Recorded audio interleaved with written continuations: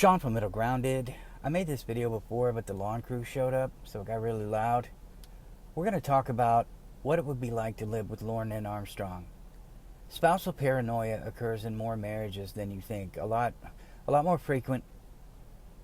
It's not something that you would notice right away. Be little signs here and there.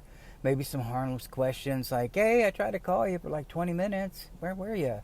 Or, "Hey, I called for you while you were downstairs. What were you doing?" "Oh, I was online." "Oh, yeah? What were you checking out? What were you doing?" It's not anything big at first. It's something like that, very small. But it will progress.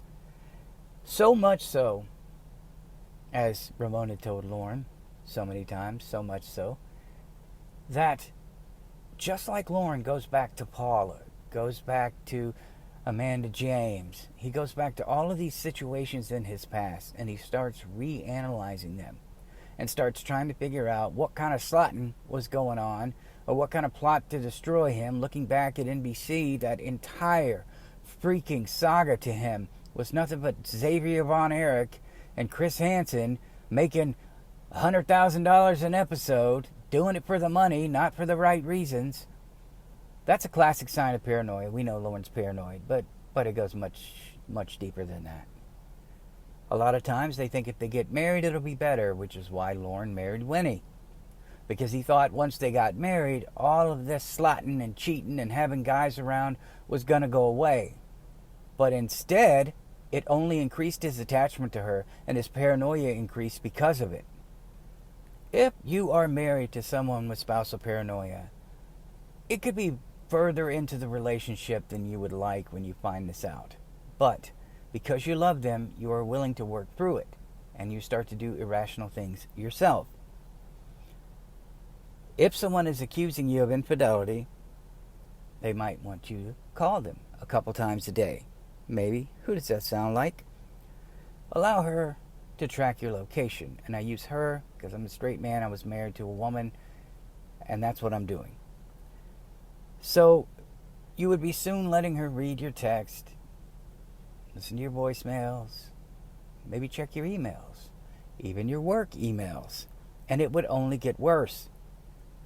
Wouldn't matter though, because there would be other avenues they'd be thinking of. Okay, I got these. I still don't trust them, but what about these other things? So after a child is born in a marriage, which we know Lorne doesn't have a child, will never have a child, will never have a woman, so we don't have to worry about that. But it can transfer to the kid. Like the kid can't go play with the neighbors because they're afraid the kid would be abused. They're afraid the windows are open or the blinds are open, so maybe like a UPS driver, somebody will drive by, see the kid, and then a plot to kidnap the kid. It's pretty progressive when it gets to that point. Things are spiraling right there. A lot of parents have fears about their children. We do. But at some point, you kind of got to buckle up, have faith, hope they make the right decisions, do your best as a parent. When I was growing up, I was 6 years old. There was a big stink down the street. A woman thought that a delivery man waved at her kid, and that meant he was trying to kidnap her child. Now, back then, it was around the time that Adam Walsh, and they had that whole thing going on, and people were taking it very seriously, and it was a mess. And the guy lost his job, believe it or not, for waving at a kid because of this psycho woman. That may not be spousal paranoia. It just may be one of the earliest Karens in the 70s. I don't know. But it was a bad situation, and someone got hurt. They lost their job. It won't stop there, though. Do you remember the guy I told you with cameras in his house? Soon, they would probably ask you to put cameras in the house, or they would do it themselves without asking, which is what this gentleman did. They would start using those cameras maybe to listen in on your conversations with your family and friends, because, of course, they would assume they were all out to get them, and they were trying to break you up. Who does that sound like? Lorne Armstrong. Debbie, constantly trying to get Winnie laid or sexually assaulted. None of that would matter because every teeny little decision you made, everything you decided, it would be under intense scrutiny. And there would be paranoia about it. You would be so tired at this point and desperate. A lot of things would happen. You would isolate yourself from your family and friends because you didn't want to deal with it anymore, because you knew when you got in those situations, it would be worse. And it's going to be worse because you would be isolated. You would be the sole point of focus. Everything you did would be just scrutinized to the umpteenth degree, even more than it was, because now they don't have to worry about your family and friends. Lorne wants to isolate every one of his catfish women. And no matter what happens, no matter how much proof they have, it will never be enough. It will never be enough for them. Ever. They will believe what they want to believe because it goes in their head, and they work through it every day, and before you know it, you're accusing Angelo of being in the bed watching a movie, or maybe Winnie is over at Emma's house with some guys cuddling up to her, because in Lorne's head, his paranoia, that's what happened. I remember this one time when I was 6. I liked this girl. I saw her hugging another boy. So naturally that's going to happen in every single one of my future relationships. When it progresses to that point, it's time to seek some help. Get some therapy. Paranoid personality disorder. This is something that you will hear, but I'll call it spousal paranoia because we're talking about what it would be like to be married to Lorne. They think everyone's out to get them, even if you tell them you love them and you're loyal and you're faithful and they're the best and you give them daily affirmations. It won't matter because they're so paranoid. They will think possibly that you're telling them that for a reason, so that you can work some kind of weird angle out. You got 50 guys on the side slotting. This is what it would be like to live with Lorne. I mentioned in the RAD video, reactive attachment disorder, that Lorne was isolated a lot. And that can play a big factor in this. They don't have any reference points, anything to reach out. They don't have any close friends. They don't have any close relatives. And they would naturally feel alone and not trust anyone. I don't think this is Lorne. I don't. Say childhood illnesses, things like that. Like extreme examples of bad things that happened to them. Things that would have prevented them from playing with other kids or going to school or doing activities. And if you're a spouse that's paranoid, you can pass that on to your children because they'll see that's the way you behaved, and they will assume, hey, the only way to be safe, the only way to have my kids safe, the only way to protect myself is to act just like that.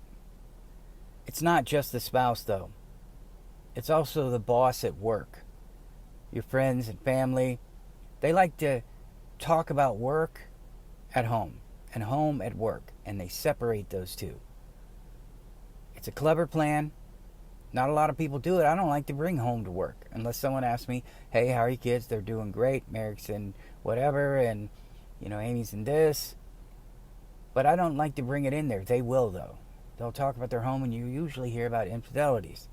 And we hear all about that psycho with the camera. We hear about them having to be on the phone while they're driving to a new destination. Things that might progress to the point where you should be truly concerned. All this other stuff you should be truly concerned. Is if they start withholding information from you. Your bank accounts, the password to the bank accounts, PIN numbers. If you guys have a joint like Facebook or a joint Instagram or, a joint email, they start withholding those passwords and you would only get to read the emails they want you to read. Once one of these people has been injured or insulted or they feel slighted or attacked, no apology is going to make up for it, which is why Lorne couldn't forgive any of these catfish women, and 9 months later he was still talking about the same thing they did a long time ago. Think about how many times you got a sweatshirt with the letter D representing Dan. That would be something he'd bring up 20 years from now. Oh yeah? Well, you got this shirt and it's got a X on it for X-ray, just like you got that sweater that had the letter D on it representing Dan. Nothing escapes them. They will remember those negative things forever, and those things will forever be used as an excuse to act the way they do with you. Seemingly harmless remarks, like off-handed remarks. Those are immediately taken. In what way? Take a wild guess. Just like Lorne would. Hey, you're going to go kill that guy. Well, you didn't say you were going to do it, so you must want to do it. When he was talking about, you're going to sleep with the doctor. And Ramona was trying to answer the last question, and she didn't say she wasn't going to sleep with the doctor. To Lorne, he assumed that meant she was going to sleep with the doctor. Spousal paranoia. Any kind of misperceived or misunderstood, what they think is an attack on them. Well, first, they're very hyper-vigilant. They're very hyper-vigilant. And they go out of their way to quiet or silence anyone who might be able to see their paranoia. They don't want anyone to point out that they're paranoid, which is why when Ramona tried to tell Lorne he was insecure, he fought and scraped, and I want to be secure about you. Lorne, that's not how insecurity works, bro. Your security is about yourself, and you make choices in who you're around. And their security, you know how he's always telling them they need to make him feel secure? You can't make someone feel secure. That's something they have to have built in them. And if you've chosen a woman who doesn't make you feel secure, or a man, move on. This is Lorne. Listen, he reacts negatively to criticism. He's definitely unforgiving. He holds grudges forever. And he refuses to let any minor detail go. Because they think if they don't hammer that home and keep going, they're not going to be able to protect themselves. And there's going to be an opening in the wall, a crack in the wall that someone can attack through. Finally, one of the things that Lorne is textbook, emotionally immature, and he reacts irrationally when they get angry. The things they don't tolerate from others are the very things that they will do in abundance. Living with Lorne and anyone with paranoia disorder can be exhausting and challenging. They have the ability to fake social interactions in front of others, even if they hate them. Dan, you didn't do anything wrong. But he'll do that to keep them close, keep your enemies close. They say things like, I was trying to keep you safe. I was worried about you. I want to protect you, which we know is a lie. They also tell you that they see things that you don't. Remember when he told Ramona, no, you don't understand. I know what he's thinking. He's trying to bang you. Or, I know, Ramona, you're naive. You just don't see it. Why can't you see that? That is Lorne. Family, friends, everyone's going to leave your life. All of your attempts to claim that you're trying to be protective of people and help them, it's going to have the opposite effect. They're all going to leave. Your spouse, if they can't help you, they're going to leave. So my advice is, if you recognize this in yourself or your spouse, please go get help immediately. Do not let it progress. Because life can become miserable, intolerable, unbearable for you and your children. But that's what it would be like to live with Lorne Armstrong. I love you guys. Please like, subscribe, and share. I'll see you in the next one.